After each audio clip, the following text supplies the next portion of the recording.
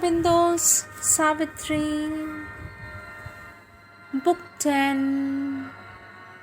The Book of the Double Twilight. Canto 4. The Dream Twilight of the Earthly Real. Page 666, third line. I hail thee, almighty and victorious death, thou grandiose darkness of the infinite. O void that makest room for all to be, hunger that gnawest at the universe, consuming the cold remnants of the suns, and eatest the whole world with thy jaws of fire, waster of the energy that has made the stars, inconscience, carrier of the seeds of thought, nescience in which all knowledge sleeps entombed and slowly emerges in its hollow breast, wearing the mind's mask of bright ignorance. Thou art my shadow and my instrument. I have given thee thy awful shape of dread and thy sharp sword of terror and grief and pain, to force the soul of man to struggle for light on the brevity of his half-conscious days. Thou art his spur to greatness in his works, the whip to his yearning for eternal bliss, his poignant need of immortality. Live, death, awhile, be still, my instrument. One day man too shall know thy fathomless heart of silence and the brooding peace of night, and grave obedience to eternal law, and the calm inflexible pity in thy gaze. But now, O timeless mightiness, stand aside and leave the path of my incarnate force. Relieve the radiant God from thy black mask. Release the soul of the world called Satyavan, freed from thy clutch of pain and ignorance, that he may stand master of life and fate, man's representative in the house of God, the mate of wisdom and the spouse of light, the eternal bridegroom of the eternal bride. She spoke, death, unconvinced, resisted still, although he knew, refusing still to know, although he saw, refusing still to see. Unshakable, he stood claiming his right. His spirit bowed, his will obeyed the law of its own nature, binding even on gods. The two opposed each other face to face. His being, like a huge fort of darkness, towered. Around it her light grew, an ocean's siege.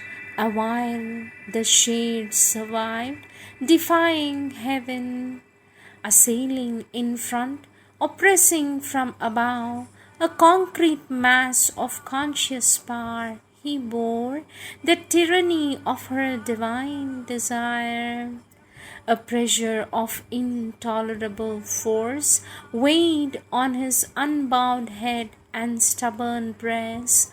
Light, like a burning tongue, licked up his thoughts. Light was a luminous torture in his heart. Light coursed a splendid agony through his nerves. His darkness muttered, perishing in her blaze. Her mastering word commanded every limb and left no room for his enormous will, that seemed pushed out into some helpless space and could no more re-enter, but left him void. He called to night, but she fell shuddering back. He called to hell, but sullenly it retired. He turned to the inconscient for support, from which he was born, his vast sustaining self. It drew him back towards boundless vacancy, as if by himself to swallow up himself. He called to his strength, but it refused his call. His body was eaten by light, his spirit devoured. At last he knew defeat inevitable and left crumbling the shape that he had worn, abandoning hope to make man's soul his prey and forced to be mortal, the immortal spirit. Afar he fled, shunning his dreaded touch, and refuge took in the retreating night. In the dream twilight of that symbol world, the dire universal shadow disappeared, vanishing into the void from which it came. As if deprived of its original cause, the twilight realm passed, fading from their souls, and Satyavan and Savitri were alone. But neither stirred. Between those figures rose a mute, invisible, and translucent wall. In the long, blank moment's pause, nothing could move. All waited on the unknown, inscrutable will. End of Canto 4. End of Book 10. Consecrated solely to thy service.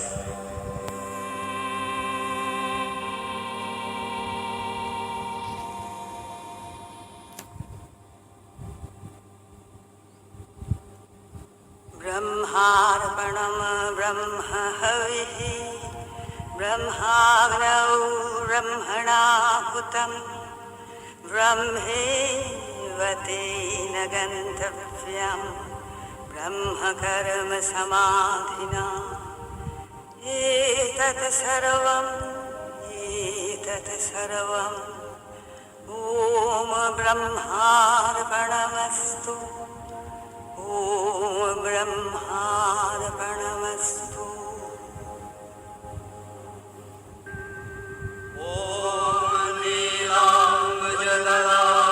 नीलाम्बुजगदाभिरामनयनां गौराङ्गीं शरदिन्दुसुन्दरमुखे विस्मयनां बिम्बार्पणां कारुण्यामृतवर्षिणीं हरिहरब्रह्मादिवीरवन्दितां ध्यायेत्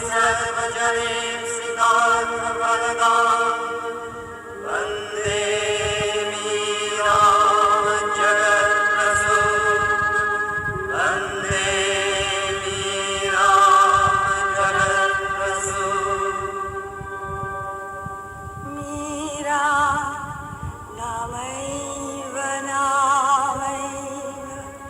नामैव मम जीवनम् मीरा